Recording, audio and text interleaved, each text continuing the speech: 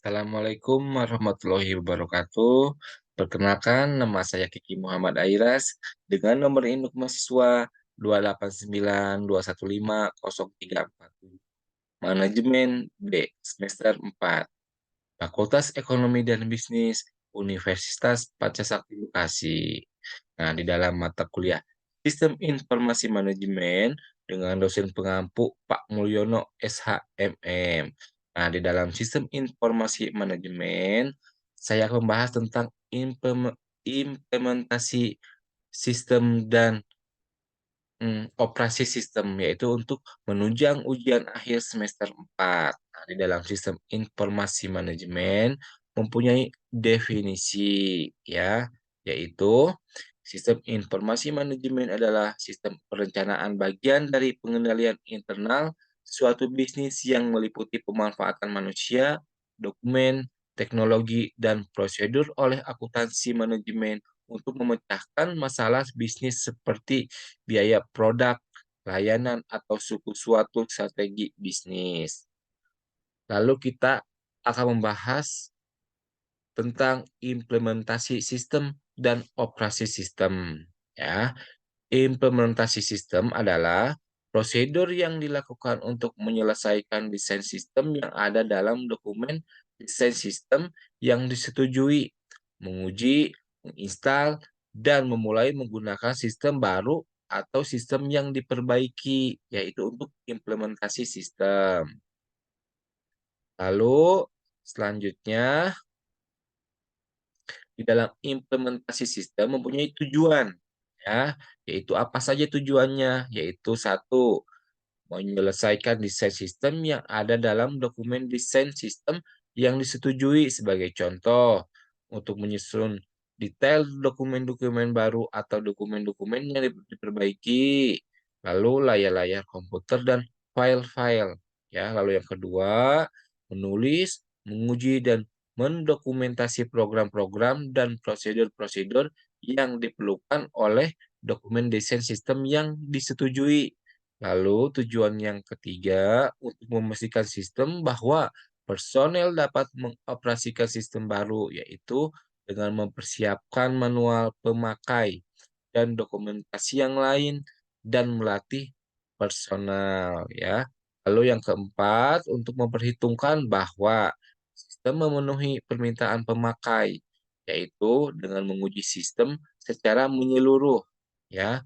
Lalu tujuan selanjutnya, memastikan bahwa konversi ke sistem baru berjalan secara benar, yaitu dengan merencana, mengontrol, dan melakukan instalasi sistem baru secara benar, yaitu untuk tujuan implementasi di dalam sistem ya.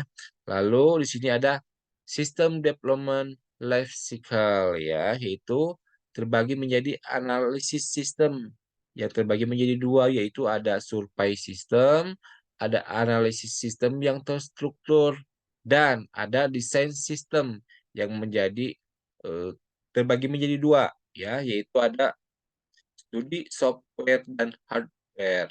Lalu yang kedua ada desain sistem secara terstruktur, yaitu untuk desain sistem. Lalu yang ketiga ada implementasi sistem ya, yang mencakup implementasi sistem yang kita bahas ya. Lalu selanjutnya ada operasi sistem ya, yang mencakup dua, ada pemeriksaan setelah implementasi dan pemeliharaan sistem ya, itu untuk sistem development life cycle atau biasa disebut dengan SDLC ya. Lalu selanjutnya kita bisa melihat beberapa pendekatan dalam implementasi sistem ya. Di sini ada pendekatan paralel ya. Sistem lama dan sistem baru beroperasi secara bersama dalam suatu periode. Pendekatan paralel menyediakan kontrol terbesar karena organisasi tidak mengabadikan sistem lama sampai organisasi puas bahwa sistem baru dapat menggantikan sistem lama.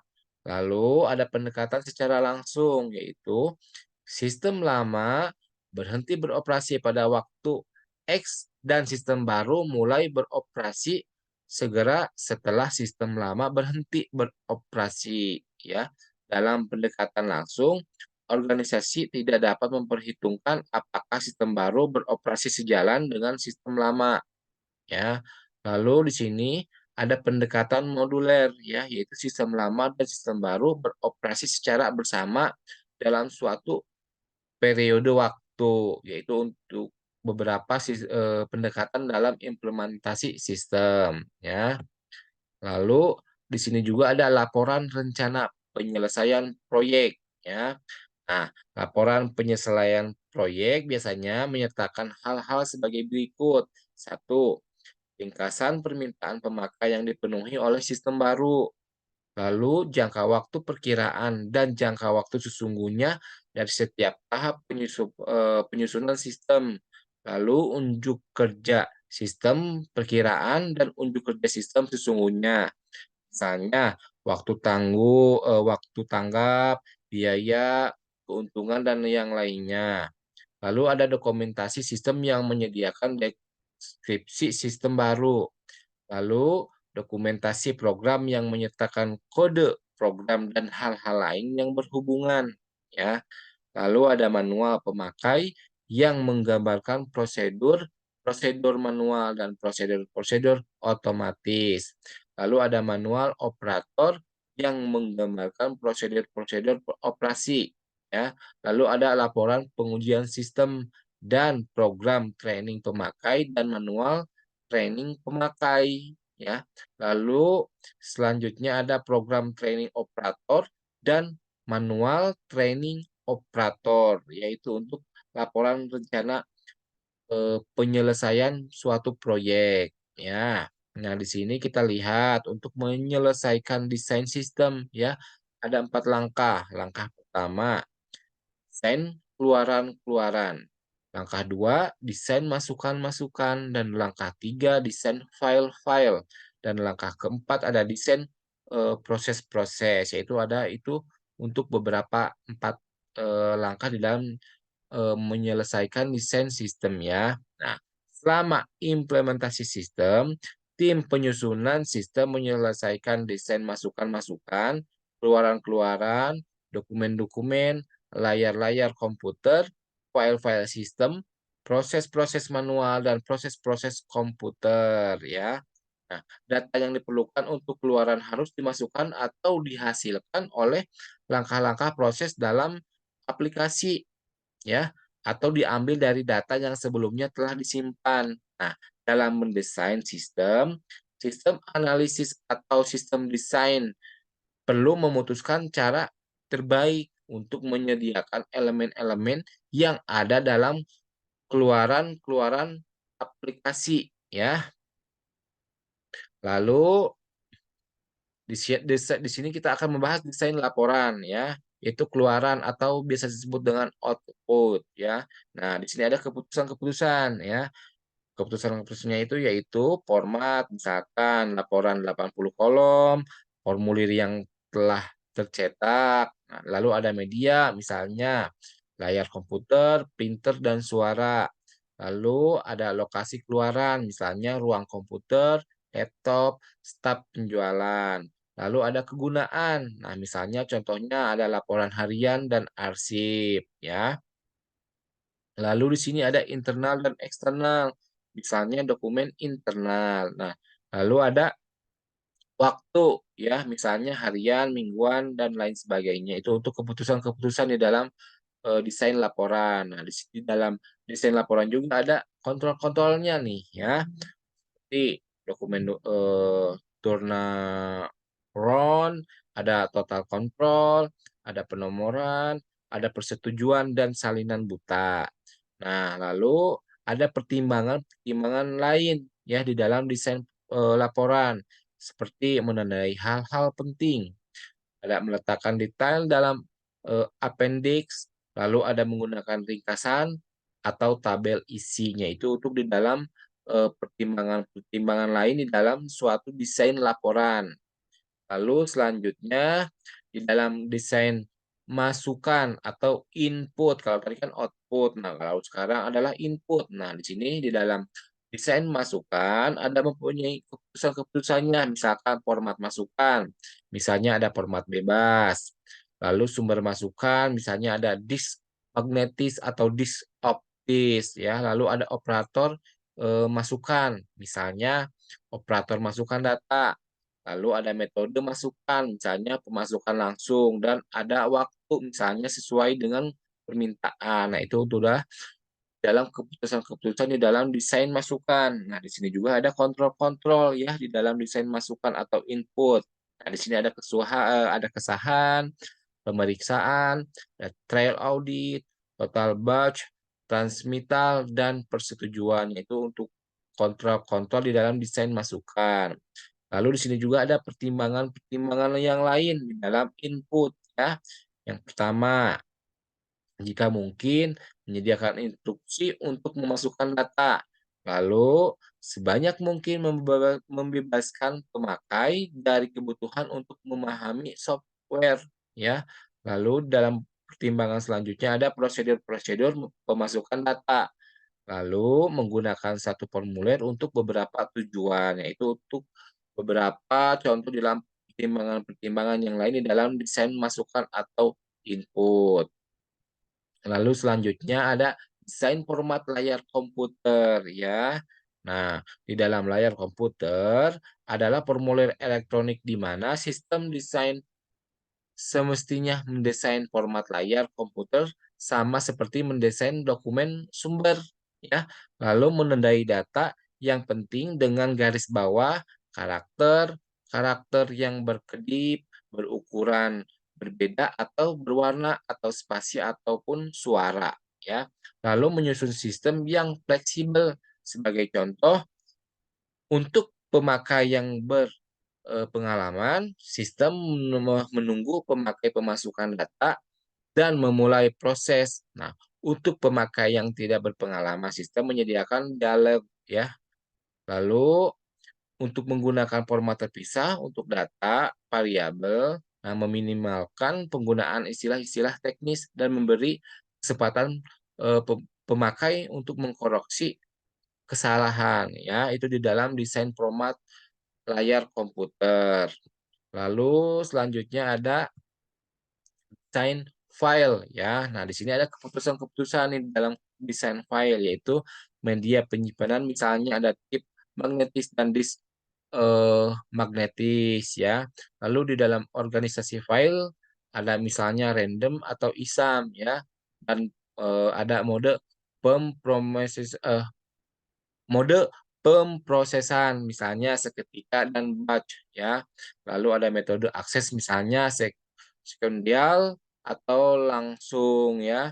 Lalu ada strategi pemrosesan misalnya batch dan atau sekuensial ya. Lalu ada prosedur pemeliharaan file yaitu di dalam keputusan-keputusan di dalam desain file ya. Lalu di sini ada faktor-faktor ya. Di desain file itu ada faktor-faktor, contohnya ada waktu tangkap, ukuran record, jumlah record, kegiatan file, dan patalibilitas file. Ya. Lalu di dalam desain file juga ada kontrol-kontrol ya. Di sini di dalam kontrol-kontrol mencakup password untuk mengakses file ya, lalu password juga untuk mengakses data, backup dan recovery atau total control dan record dan trial record. Nah, itu di dalam desain suatu file ya. Lalu untuk mendapatkan software dan hardware, di sini ada kontrak pelayanan, ada kontrak software, ada kontrak hardware, hal-hal yang lain. Nah, untuk kontrak pelayanan mencakup beberapa biaya pelayanan tahunan, apakah biaya pelayanan variabel atau tetap, apakah kontrak pelayanan meliputi suku cadang dan tangga tenaga kerja, yaitu dalam kontrak pelayanan. Lalu di sini ada kontrak software ya. Kontrak penyusutan software semestinya menunjukkan biaya, tanggal, dan pengiriman. Lalu mendapatkan kode program atau dokumentasi yang lain untuk mendukung pemakaian dan pemeliharaan software ya. Lalu ada Kontrak hardware. Nah, mencakup siapa yang bertanggung jawab untuk mempersiapkan tempat dan kapan persiapan tempat selesai, yaitu untuk mencakup di dalam kontrak hardware. Nah, lalu ada hal-hal yang lain, misalkan karena organisasi harus membayar kontrak meskipun sistem tidak bekerja, ya. Lalu mengspesifikasi tes penerimaan software dan hardware, dan kontrak semestinya menyertakan semua spesifikasi. Lalu semua spesifikasi semestinya berada di bawah garansi, yaitu adalah beberapa untuk mendapatkan software dan hardware, ya. Di sini juga ada tingkat pengujian sistem di dalam sistem informasi manajemen. Nah, pengujian bagian, ada pengujian integrasi, ada pengujian sistem, ada pengujian penerimaan, ada pengujian lingkungan. Nah, untuk tingkat pengujian sistemnya itu ada pengujian bagian. Nah, di sini tim penyusutan sistem menguji setiap modul program untuk memperhitungkan bahwa setiap modul program tersebut memenuhi spesifikasinya. Lalu ada tingkat pengujian integrasi, ya. Tingkat penyusunan atau penyusutan sistem menguji setiap pengelompokan logis modul modul program untuk memperhitungkan bahwa setiap pengelompokan tersebut memenuhi spesifikasi-spesifikasi yang fungsi logis, ya. Lalu ada tingkat pengujian sistem secara sistem. Nah, di sini tim penyusutan sistem menguji sistem baru untuk memperhitungkan bahwa sistem baru tersebut memenuhi spesifikasi aslinya. Nah, dalam menguji sistem baru, tim penyusunan sistem menyertakan pemakai sistem, ya. Lalu ada pengujian penerimaan. Nah, di sini tim penyusunan sistem menguji sistem baru untuk memperhitungkan bahwa semua komponen dalam sistem baru berada dalam keadaan memuaskan, ya. Lalu ada pengujian lingkungan, ya, di dalam tingkat pengujian sistem. Nah, pengujian lingkungan ini, tim penyusunan atau penyusutan sistem mengoperasikan setiap bagian dalam sistem dalam lingkungan sesungguhnya untuk memperhitungkan bahwa semua peralatan baru dan faktor-faktor yang lain dalam lingkungan, ya. Lalu di sini ada melakukan konversi, yaitu melakukan konversi file-file, konversi proses-proses, dan menyesuaikan dan menyelesaikan dokumentasi. Nah, dalam tahap ini, tim penyusunan sistem menggunakan kontrol-kontrol untuk memastikan keakuratan, kelengkapan, dan kesahan konversi file-file atau program, ya. Di dalam file-file yang digunakan dalam sistem baru, harus disusun dalam format dan media yang dapat diterima oleh sistem baru. Sistem baru lama mempunyai file-file lama sementara file-file lama dikonversikan ke dalam sistem baru. Nah, kontrol-kontrol harus disusun memastikan bahwa file-file tersebut dikonversikan secara akurat, ya. Lalu sistem lama mempunyai proses-proses lama. Nah, ya, sementara proses-proses lama dikonversikan ke dalam sistem baru. Kontrol-kontrol harus disusun untuk memastikan bahwa proses-proses tersebut dikonversikan secara akurat, lengkap, dan sah, ya. Lalu operasional sistem di sini ada cara-cara pemeriksaan sistem, ya, yaitu melakukan survei sistem secara periodik di mana organisasi memperkirakan bahwa keuntungan yang ditimbulkan oleh survei melebihi biaya survei. Nah, survei sistem secara periodik analog dengan check up kesehatan secara periodik, ya.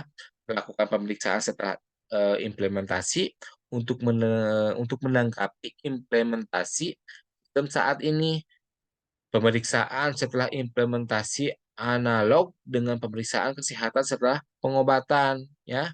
Lalu melakukan pemeliharaan sistem ketika sistem mempunyai kesalahan-kesalahan yang relatif kecil, ya. Pemeliharaan sistem analog dengan pengobatan, penyakit, ya. Itu untuk operasional sistem. Lalu di sini ada mempunyai tujuan pemeriksaan setelah implementasi. Ya, tujuan pemeriksaan setelah implementasi, contohnya satu, memperhitungkan apakah sistem baru memenuhi permintaan pemakai dan persyaratan untuk kerja, mengevaluasi kualitas dokumentasi program training dan konversi file-file, lalu memeriksa unjuk kerja sistem dan merekomendasi perbaikan sistem, dan memastikan bahwa tim penyusunan sistem menguji standar penyusunan sistem. Dan yang kelima, merekomendasi perbaikan standar penyusunan sistem ya. Lalu ada menyempurnakan analisis biaya atau efektivitas dengan memeriksa proyeksi biaya dan perkiraan keuntungan yang memperhitungkan derajat di mana hal-hal tersebut dapat dicapai ya. Lalu tujuan selanjutnya untuk menyempurnakan prosedur perencanaan proyek dengan memeriksa biaya proyek dan kemampuan tim proyek, mematuhi perkiraan biaya proyek dan jadwal proyek. Lalu yang tujuan yang terakhir adalah merekomendasi hal-hal yang lain dapat memperbaiki operasi sistem atau penyusunan sistem yang lain, yaitu untuk tujuan pemeriksaan setelah implementasi.